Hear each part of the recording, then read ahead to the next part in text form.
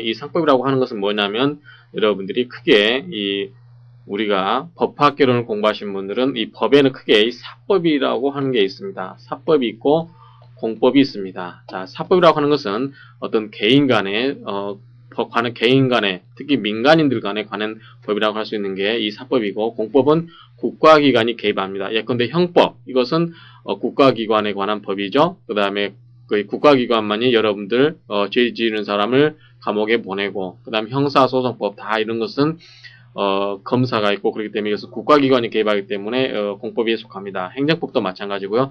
국가행정관청을 상대로 여러 가지 인허가를 받고 여러 가지 문제를 하지 않습니까? 그래서 공법은 그런데 사법의 대표적인 게 민법하고 상법입니다. 자, 민법은 말 그대로 백성민자죠.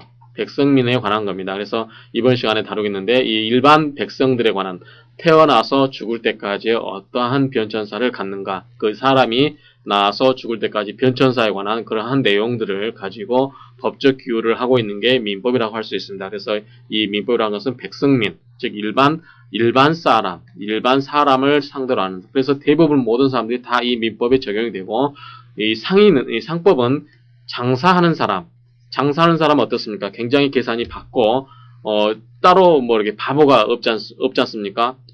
바보가 장사하면 어떻게 됩니까? 망하죠. 그래서 이 상법은 상인에 관한 법이기 때문에 이 상인에는 우리가 말하는 장사하는 사람, 일반인 상인도 있을 수 있고, 대표적인 게 회사라고 할 수 있습니다. 그래서 여러분들 회사가 굉장히 합리적인 조직이죠. 그래서 이러한 이 상법은 굉장히 계산이 밝고 합리적인 그러한 사람들 간의 관계를 규율하는 법이다 보니까 굉장히 법이 나서서 어떤 관여하는 부분이 굉장히 약합니다. 반면에 이 민법은 굉장히 우리가 말하는 정신방해가, 정신지체, 어린애들, 미성년자, 이런 것은 우리가 보호할 필요가 있죠. 그래서 이러한 사람들을 보호하기 위해서 일반 백성들에 관한 법인, 즉 민법에 있어서는 그러한 보호제도가 많이 있는 반면에 상법은 그렇지 않다라는 것. 그래서 그러한 기본적인 출발 전제해서 다음 내용을 보시도록 하겠습니다. 그래서 방금 말씀드린 것처럼 이 법의 분류를 할 때는 죄송합니다.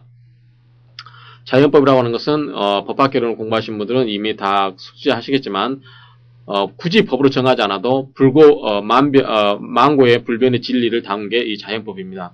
실정법이라는 것은 법으로 규정이 돼 있어야만 법적 내용을 갖는 거죠. 그 다음에 법의 효력 범위 내에서 국내법, 국내에서만 효력이 발생하는 것과 국제 간에 발생하는 효력이 있습니다. 그래서 국제조약이라든가 국제관습법, 이런 것은 국제법이 되겠죠. 자, 국내법에서도 우리가 이제 공법, 사법, 사회법 이렇게 나누는데, 사회법은 공법과 사법의 중간 영역. 그래서 노동법을 예를 듭시다. 자, 노동법을 당사자 간에 알아서 하라. 국가는 전혀 관여를 안 하겠다. 그러면 노사 간에 자율적으로 하게 되면 그렇게만 맡긴다고 하면 그건 사법의 영역에 속하겠죠. 그렇지만 그렇지 않고 그러한 부분이 있는 반면에 또 노동관계법에 의해서 여러 가지 법에 의해서 국가기관이 관여할 수가 있습니다. 그래서 이 공법과 사법의 혼합된 영역이 사회법이라고 할 수 있는데, 이러한 것들이 있다라는 거. 예컨대 경제법에서 독점금지법도 마찬가지죠. 우리가 불공정 거래에 관한 법률, 그래서 독점규제법에 의해서 예컨대 어떤 기업이 소비자를 상대로 어떤 가격을 담합한다든지 그럴 경우에 공정거래위원회에서 그걸 못하게 하는 거죠. 이런 마찬가지로 이 경제법도 순수한 개인 간의 행위라기보다는 국가기관이 개인 간의 행위지만 국가가 관여할 수 있는 법제, 이게 사회법입니다. 그런데 방금 우리가 봤던 것은 이제 사법입니다. 이 사법에서도 민법과 상법인데 우리가 공부할 것은 이 상법 파트에서도 한 파트인 상법 총칙을 공부한다라고 이해를 하시면 됩니다. 그러면 자, 민법과 상법 차이를 먼저 설명을 드리겠습니다. 그림으로 한번 설명을 드리도록 하겠습니다. 자, 민법은 우리가 백성민자라고 그랬죠. 그래서 백성이 처음에 태어나면 사람이 됩니다. 그래서 사람이 태어나는데 사람이 되기 전에는 태아가 되죠. 그래서 태아의 법적 지위가 뭐냐? 사람이 언제부터 사람이 되느냐? 그렇게 되죠. 사람이 미성년자를 이제 거치면서 성년기를 거치면서 공부를 하게 되죠. 대학을 졸업합니다. 그래서 회사에 취업도 하고 그러죠. 자, 회사에 취업해서 하게 되면 이제 나중에 여러분들이 그런 결혼도 하게 되죠. 그렇죠? 결혼도 하게 되고 그 다음에 이제 돈을 모아서 집도 사게 됩니다. 집도 사고 자동차도 사게 되죠. 그러면 자, 이러한 사람에 관한 법이 언제부터 사람이 되고 어떤 권리를 갖고 이 사람들이 어떤 행위를 할 수 있고 어떤 행위를 할 수 없는가. 자, 이게 바로 사람에 관한 건데, 자, 우리가 말하는 민법에서 말하는 인이라고 하는 것은 자연인, 이 사람과 법인이라는 게 있다. 법인은 우리가 말하는 이러한 큰 어떤 개인의 범주를 벗어나는 거죠. 그래서 행위의 주체는 이 자연인과 법인이 있다. 그러한 사람들이 이렇게 다루는 내용이 이 파트가 민법 총칙에 해당된다고 할 수 있겠습니다. 권리가 뭐고 의무가 뭐고 그 다음에 권리가 언제 소멸되고 이러한 전반적인 내용, 사람이 누구고 법인이 뭐고 대리가 뭐고 이러한 내용을 다루는 게 민법 총칙에 해당되는 내용이고요. 자, 사람이 결혼해서 자동차를 삽니다. 자, 이거는 동산이죠. 자, 집을 삽니다. 부동산입니다. 자, 여러분들이 원하는 이런 집들 있죠? 이러한 집들이 부동산입니다. 자, 그러면 동산에 관한 법제는 어떻고 부동산에 관한 법제는 어떨까? 그래서 여러분들이 자, 집을 사게 되면 등기를 하게 되죠. 뭐 여러 가지 그러한 등기를 한 건 왜 할까요? 그건 여러분 거라고 주장하는 거죠. 그걸 남들한테 알려주는 겁니다. 그래서 여러분들이 어떤 사람의 어떤 그 집에 번지수만 알면 그 사람의 등기 등본을 띄워볼 수 있죠. 그러면 그 소유자가 누구라는 걸 다 알 수 있는 거죠. 그래서 이 물건에 관한 관계를 다루는 게 물권법입니다. 그래서 이러한 다루는 게 물권법입니다. 그래서 이 법제가 몇 가지의 법제가 민청에 관한 민청에서 이렇게 다루고 있고요. 두 번째는 이 물건에 관한 것이 뭐냐면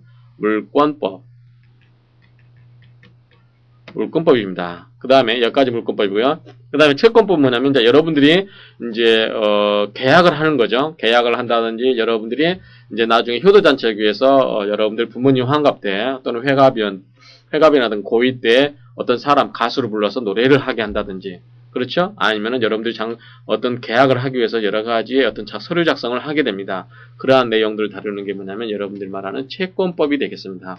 채권법은 흔히 채권 총칙과 채권 강론으로 나눠지는데 여러분들은 이러한 채권법과 채권법이라고만 이해를 하시면 되겠습니다. 그래서 민청은 가장 일반적인 내용을 다루고 물권법에서는 물건에 관한 거 여러분들이 여러분들 자동차와 여러분 집을 어떻게 지배를 할 것인가 물건에 대해서 어떻게 권리관계를 인정해 줄 것인가 하는 게 물권법이고 채권법은 직접 물건을 지배하는 게 아니고 어떠한 사람을 하여금 어떠한 행위를 하게 할 것인가. 예컨대 제가 우리 저희 부모님 회갑연 때 조용필 보고 와서 공연을 해달라고 했다. 근데 이 사람이 공연을 하지 않았다.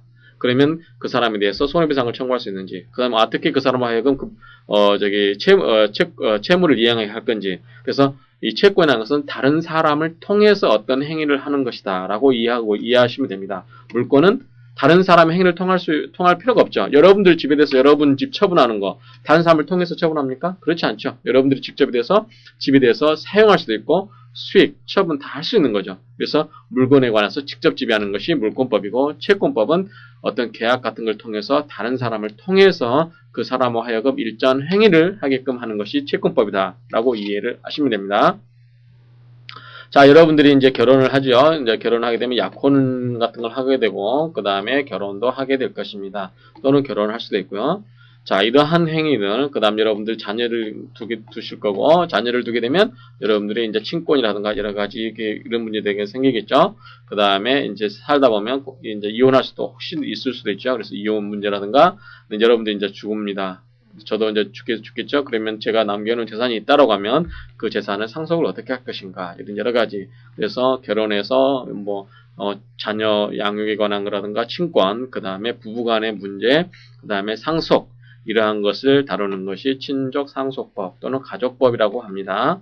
그래서 이렇게 민법은 크게 민법 총칙, 물권과 채권, 상속. 여러분들이 태어나서 죽을 때까지 쭉 삶이 연결되겠죠? 그래서 이렇게 이해를 하시면 됩니다. 그래서 이러한 내용을 다루는 게 민법인데 이 구체적인 내용은 이제 이 파워포인트를 보시고 공부를 하시는데 구체적인 것은 여러분들이 자료를 참조하시면 되겠습니다. 그래서 방금 설명드린 여러 가지 민법 총칙에서는 이러한 내용들을 배운다는 거. 자연인과 법인을 배웠죠? 그 다음에 권리가 뭐고 의무가 뭐고 이런 것을 배웠습니다. 그래서 이러한 것들을 배우시고 그 다음에 법률행위는 뭐고 그 다음에 의사표시, 무효, 취소, 조건, 기한, 소멸시효 이러한 것들을 배우는 게 민법 총칙이고요. 자, 물권법은 아까 말씀드렸다시피 자동차와 집입니다. 그래서 이런 것은 어떻게 사고 팔 것인가, 어떻게 물권이 변동될 것인가 라고 하는 건데 물권법 각지에 보면은 8가지를 인정하고 있습니다. 여러분들이 8가지 인정하고 있는데 이 점유권과 소유권 이렇게 하나 딱 이해하시면 되고요. 그 다음에 이 용익물권, 담보물권. 자, 용익이라는 것은 말 그대로 써서 이익을 얻는 거죠. 그래서 여기에는 지상, 지역, 전세 세 개가 있고 담보물권은 어떤 금전 유용수단이죠. 교환가치의 비중을 두는 유치권이라든가 지역권, 전세권 이런 것들이 있다. 이건 여러분들이 혹시 아신 분들은 아시면 되겠지만 모르신 분들은 이거 모른다고 해서 상심하시면 안 됩니다. 이건 내용을 다른 과목에서 배우는 겁니다. 그래서 제가 이번 시간에는 전반적으로 민법과 상법과의 관계에서 전반적으로 여러분들이 이해를 돕기 위해서 해드리고 있는 거라고 생각하시면 됩니다. 그래서 이 내용을 모르신다고 해서 전혀 어려워하시거나 난감해하시면 안 됩니다. 그래서 이거는 그냥 한번 듣고 그냥 잊으셔도 됩니다. 그다지 비중 있게 안 두셔도 되고요. 그 다음에 채권법, 아까 제가 말씀드렸죠. 계약하는 거라든가 여러 가지 어떤 돈을 계약을 해서 여러 가지 어떤 급부를 받게 한다는 거, 그런 여러 가지 내용을 다루고 있는 거. 그래서 이러한 채권 총칙과 채권 강론, 아직 여러분들이 아마 안 배우셨을 겁니다. 저희 때도 상표 총칙을 배우시고 이거를 이제 나중에 아마 배우게 될 겁니다. 그래서 책에상 이거는 보통 3, 4학년 때 배우는 거기 때문에 그렇다라는 거. 그래서 이러한 내용들이 있다라는 것만 이해를 하시면 됩니다. 친족 상속도 방금 설명을 드렸죠. 이러한 내용들로 이루어져 있습니다.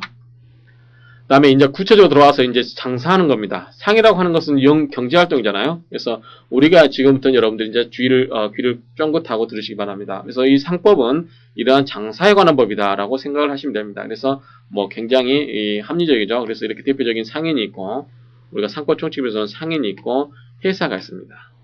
이건 여러분들 회사법에서 배우고, 자, 어음수표 같은 경우는 어음수표법에서 배우고, 이거는 우리가 말하는 이제 무역을 한다든지 할 경우에 선박을 이용하게 되죠. 그래서 선박을 이용하면서 운송 계약을 체결하게 됩니다. 그래서 그러한 경우에 어떻게 될 것인지에 관한 것이 해상법입니다.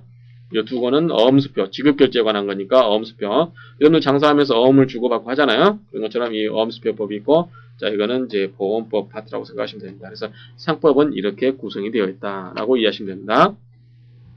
그러면 이제 한번 이제 상법 총칙 시간에는 상법에 대해서 입문하는 과정이기 때문에 어떤 내용들이 상법에 들어져 있나를 가볍게 한번 보시기 바랍니다. 자, 이거는 우리가 이번 학기에 배우는 겁니다. 이거는 배우는 거였지만 그 다음 파트는 다음에 배우실 내용이기 때문에 굳이 생각을 안 하셔도 됩니다. 근데 이번 파트는 한번 이 시트는 여러분들이 이해를 해주시기 바랍니다. 자, 크게 우리가 장사를 하면 여러분들이 가게를 이제 하나 오픈한다고 생각해 보십시오. 여러분들이 큰 음식점을 하나 이제 내신다고 생각하십시오. 그러면 여러분들이 이제 갈비집을 만든다, 갈비집을 창업한다라고 생각을 해보십시오. 자, 그럼 여러분들이 여기 갈비집에서 가서 장사를 하겠죠. 장사를 하려면 여러분들이 뭐가 되냐면 여러분들 큰 갈비집을 이렇게 오픈해서 장사를 하게 되면 여러분 자체가 일반인이 되는 게 아니라 상인이 돼버립니다. 그래서 상인분이 되다 보니까 여기 이 장사하면서 생기는 법률 관계는 민법의 적용을 받는다, 상법의 적용을 받는다, 상법의 적용을 받습니다. 그래서 우리 상법 3조에 보면 일방적 상행이 한 사람이 상인, 여러분들이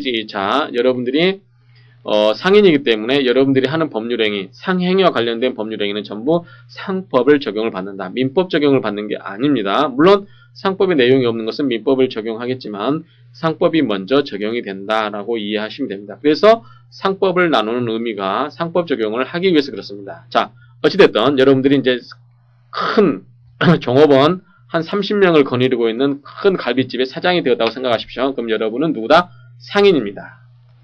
상인입니다. 자, 여러분들 혼자서 이 갈비집 운영할 수 있습니까? 없죠.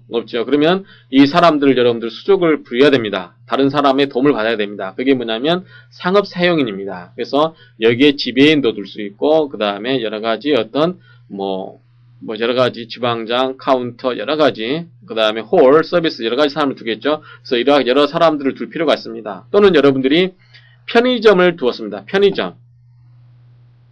편의점을 두면 여러분들이 24시간 편의점에서 24시간 잠 안 자고 일할 수 있습니까? 그렇지 않죠. 아르바이트생을 써야 되겠죠? 그럴 때 아르바이트생이 누구냐? 이 사람이 물건 판매 점포 사용인입니다. 그래서 이러한 식으로 여러분들이 장사를 하게 되면서 여러분 혼자서 못할 경우에 다른 사람으로부터 도움을 받을 경우에 그러한 사람들을 두고 있는 게 이제 상업 사용인이다. 그래서 크게 이 상용의 주체는 상인과 이 상업 사용인으로 되어 있다고 생각하시면 됩니다. 자, 그 다음에 이 갈비집을 하면서 여러분들 상호 없이 할 수 있겠어요? 그럴 수 없죠. 이게 상호를 해야만 여러분들이 선전이 되는 거죠. 그래서 사람들이 찾아올 겁니다. 그래서 이게 뭐냐면, 예컨대 마포갈비, 그러면 이 상호가 됩니다. 그렇죠? 자, 여러분들이 이제, 장사를 하면서, 뭐, 계산서 하나도, 상업장부 비치해 놔놓고, 무조건 장사하면은, 여러분들이 이게 이익이 얼마나 났는지, 손해가 얼마나 났는지 알 수가 없잖아요. 그래서 여러분들이, 장부를 씁니다. 하물며 여러분들이 일반 집에서도 가계부를 쓰는데, 일반 큰, 가게 같은 데서, 장사하는 곳에서는 당연히 장부를 써야 되겠죠. 그래서 그러한 장부들을 다투고 있는 게 뭐냐면 상업장부입니다. 그래서, 상호가 있고, 상업장부가 있고, 그 다음에 이 장소가 있죠? 이 편의점에서는 이 장소가 있죠?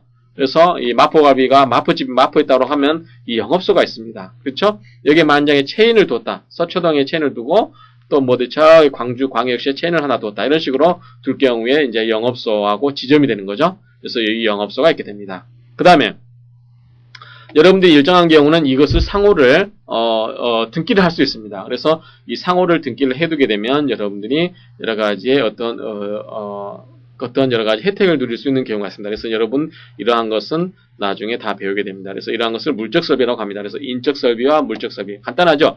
자, 다시 정리합니다. 여러분들이 이제 장사를 하려고 했을 때 여러분은 사장이 되기 때문에 상인이 됩니다. 여러분 혼자서 못하니까 누가 있어야 된다? 상업 사용인이 있어야 된다. 그러면 자, 장사할 수 있는 사람은 다 갖춰져 있죠. 그러면 이제 물적 시설이 있어야 되겠죠.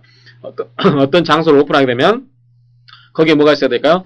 상호가 있어야겠죠. 간판이 있어야 되고 그 다음에 가게부처럼 이렇게 기록할 수 있는 상업장부가 있어야 되고, 그 다음에 일정한 공간에 장소가 있어야 되겠죠. 그래서 영업소가 있게 되고, 그 다음에 여러분들이, 등기부처럼 어떤 것을 등기를 해야 되겠죠. 그래서 여러분들 장사하고 있는 것에 관한 일정한 사항을 상업등기에다가 올려놓으면 상업등기가 됩니다.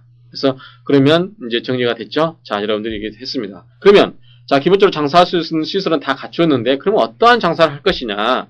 라고 하는데, 이제 이게 바로 상행입니다. 어떠한 것이 상행위가 되냐? 우리가 46조에 보면, 상법 46조에 보면 21가지의 상행위에 대해서, 규정을 하고 있습니다. 그래서 이러한 것이 상행이다. 예컨대, 뭐, 부동산을 사고 판다든지, 동산을 사고 판다든지, 그렇죠? 슈퍼마켓이라든가, 뭐, 출판, 뭐, 여러 가지 할 수 있겠죠. 다 이런 경우는 상행위가 됩니다. 그래서 21가지 내용은 구체적으로 나중에 살펴보도록 하겠습니다. 그래서, 그 위에도 이제 여러 가지 상행위가 있을 수 있는데, 이제 상법 총칙의 강론에 가서 구체적으로 이제 이렇게 여러 가지를 규정하고 있습니다. 이것은 샘플입니다. 이런 식으로 규정하고 있는데 대리상이 뭔지, 중개업이 뭔지, 위탁 매매업이 뭔지, 운송주선이 뭐고, 운송업, 공중적갱업, 창고업. 자, 공중적갱업은 여러분들이 예컨대 뭐 여관이라든가 목욕탕, 그렇죠? 그런 것들을 통해서 하는 경우 이런 여러 가지 행위들을 특징들을 모아가지고 이렇게 여러 가지 유형을 열거를 하고 있습니다. 그 밖에 이제 새로운 상행이라고 해서 리스라든가 프랜차이즈, 팩토링 이러한 것들이 있습니다. 여러분들은 아마 프랜차이즈는 많이 익숙할 겁니다. 예컨대 뭐 치킨점을 프랜차이즈 한다든지 그런 경우를 쓸 수 있죠. 그다음에 팩토링, 채권 추심이라든가 이런 거, 리스는 여러분들이 자동차 할부로 리스를 이용해서 자동차를 구매한다든지 그러한 경우에 생기는 법률 관계를 다루는 겁니다. 그래서 여러분들이 이제 상법 총칙과 상행위법에서는 이러한 내용들을 통해서 공부를 한다라고 이해를 하시면 문제가 없겠습니다. 자, 이번 시간 이유는 회사법은 이제 여러분들이 그냥 눈으로만 보고 지나가셔도 되겠습니다. 자세한 내용을 아실 필요는 없습니다. 다음 시간에 회사법 시간에 다음에 회사법을 공부하실 때 공부를 하실 겁니다. 이미 공부하신 분들은 아마 이 그림이 눈에 쏙 들어올 겁니다. 그래서 자, 우리가 회사법의 특징이 뭐냐면 상법 총칙에서는 사람, 즉 상인이었죠. 자, 구체적인 자연인이 하게 됩니다. 우리 민법에서도 사람은 생존하는 동안 권리 의무 주체가 된다 그래서 자, 사람이 어떤 법률 행위를 하게 되죠. 사람은 누가 있냐면 자연인, 우리처럼 숨을 쉬는 자연인이 있습니다. 또 누가 있었죠? 법인이 있었습니다. 사단법인, 재단법인 이런 법인이 있었죠. 마찬가지로 이러한 사람들이 장사를 할 때 자, 자연인이 장사를 하게 되면 이 사람이 뭐가 되냐면 상인이 됩니다. 법인이 장사를 하게 되면 뭐가 되죠? 이게 회사가 됩니다. 그렇죠? 그래서 여러분들이 아마 이건 결론적으로 어렵지 않을 겁니다. 그래서 민법상 자연인은 상인에 해당되고 법인은 회사에 해당된다. 그래서 이 회사에 관한 여러 가지 법제를 다루는 것이 회사법제다. 이 그림에 대해서 내용은 여러분들이 아직 안 배우신 분들은 이해 안 하셔도 됩니다. 그래서 그렇다라는 것만 이해를 하시고요. 자, 어음수표에서는 뭐냐면 어음은 약속어음과 환어음이 있죠. 그쵸? 환어음이 있습니다. 그래서 이러한 것이 어떻게 되냐. 자, 약속어음은 나를 믿어라. 90일 뒤에 내가 그 어음금을 지급하겠다라고 하는 겁니다. 수표라든가 환어음은 뭐냐면, 자, 내가, 다른 사람한테 부탁하는 겁니다. 다른 사람한테 이 어음이라든가 수표를 들고 있는 사람한테 지급을 해주세요. 라고 부탁을 하는 거죠. 자기가 직접 하는 게 아니고. 그러한 지급구조. 여러분들 장사를 하다 보면 어음수표를 받게 되겠죠. 그러한 법제를 다루는 게 어음수표법이다 라고만 이해를 하시면 됩니다. 모르셔도 됩니다. 보험계약법도 마찬가지. 여러분들이 뭐 근데 장사를 하시다 보면 예컨대 화재가 난다든지 그때 화재 보험을 들으실 거 아닙니까? 자, 운전을 하게 됩니다. 그러면 운전보험을 들게 되죠. 그래서 그러할 경우에 보험이 되고, 그 다음에 여러분들이 책임보험을 장사하면서 남한테 손해배상을 해줘야 된다든지 그러할 경우에, 또는 여러분들이 중국으로 어떤 선박을 통해서 물건을 보낼 때 선박이 침몰했다든지 그럴 경우에 여러분들이 그 화물에 대해서 보험을 들어놓게 되면 나중에 문제가 생겼을 때 보상을 받을 수 있겠죠. 그래서 그러한 문제를 커버하기 위해서 보험을 들고 있다. 그래서 이 보험에 대해서는 그러한 내용을 공부를 하게 됩니다. 자, 해상법은 이러이러한 내용들을 배우고 있는데, 자, 선박이 가장 중심이고 선박을 운영하는 사람 누구죠? 자, 선장이겠죠? 선장 이하 여러 사람들에 관한 거. 그 다음에 이 선박으로 운전할 때 선박으로 운송하는 건 뭐가 있을 수 있을까요? 물건이 있을 수 있고 사람이 있을 수 있습니다. 그래서 이 운송하는 객체가 물건이나 사람이냐. 그 다음에 선박이 이렇게 가다가 충돌했다. 이 앞에 태안반도에서 그런 사고가 생겼죠? 그럴 경우에 이 선박 충돌이라든가, 자, 선박이 한 대가 침몰했을 때 가고 있다가 다른 선박이 구조를 해줬다. 그 다음에 이게 해난 구조가 되고, 그 다음에 선박이 이렇게 싣고 가는데 갑자기 태풍이 이렇게 밀어칩니다.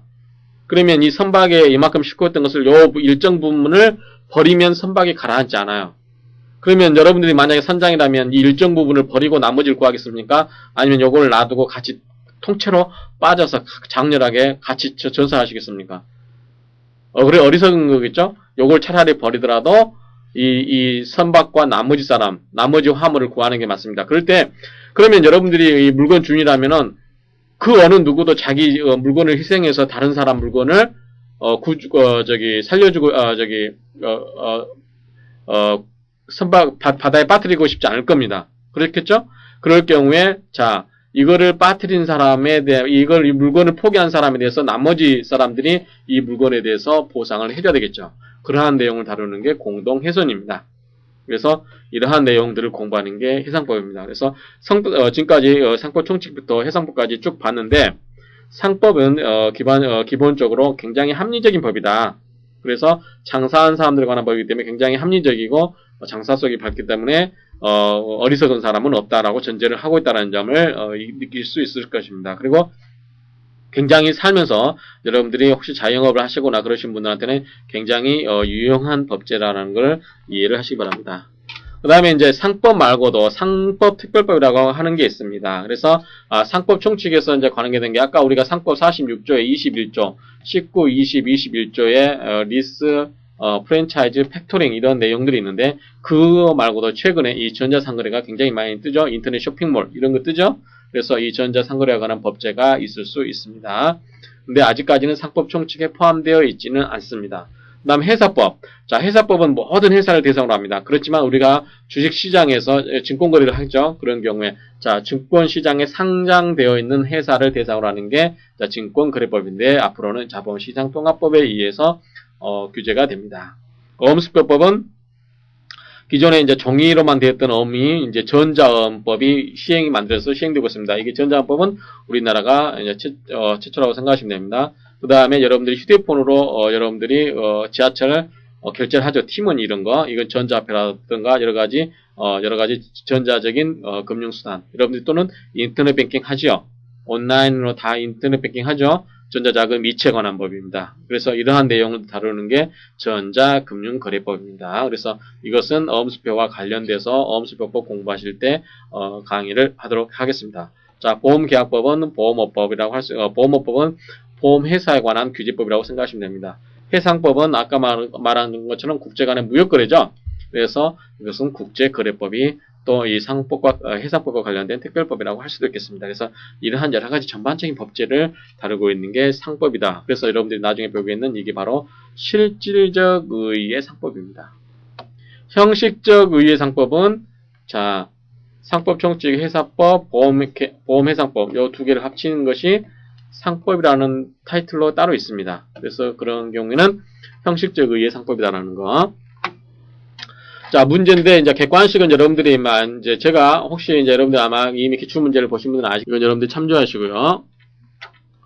자, 상법, 총칙, 이제 구체적으로 들어가게 되면, 아까 이러한 내용들을 가지고 공부를 한다고 했습니다.